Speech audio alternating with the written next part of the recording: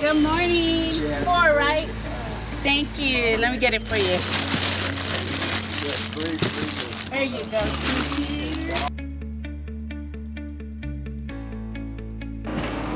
We're servicing about 4,000 lunches every day and about 3,000 breakfasts every day. Those are meals that the students have picked up. They have been very grateful, and we have been very pleased with that we were still able to provide this service for the campuses and for the students, that they can still have a school lunch. We have 9 campuses that we are providing 2 meals a day for students to drive through and pick up meals. We are able to provide a hot lunch from 11 to 12, and we're also able to provide breakfast from 8 to 9.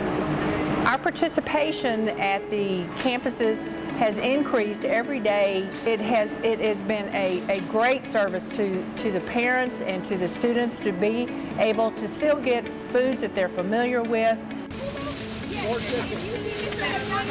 So today is one of the days where we're providing food. We provide food every day for our students, Monday through Friday. So as you can see, we have a line of cars at Judson ISD that they are coming and picking up. Today happens to be either chicken, it's fried chicken, or peanut butter. But you'll see our staff is doing a great job providing the food. We're handing it out. It's very easy. It's curbside service. So you tell us how many and what you'd like, and we provide you the food. So please come on up. Feedback from the community has been very favorable, and thankful that there is another source for them to be able to come and get meals for their students while they're doing instructional learning at home.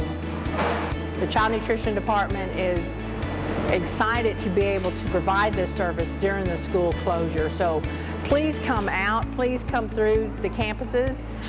They're listed on the website that you can come for breakfast and for lunch, and so that your students, while they're doing their at-home learning, that they can also have a full meal in order to facilitate their learning.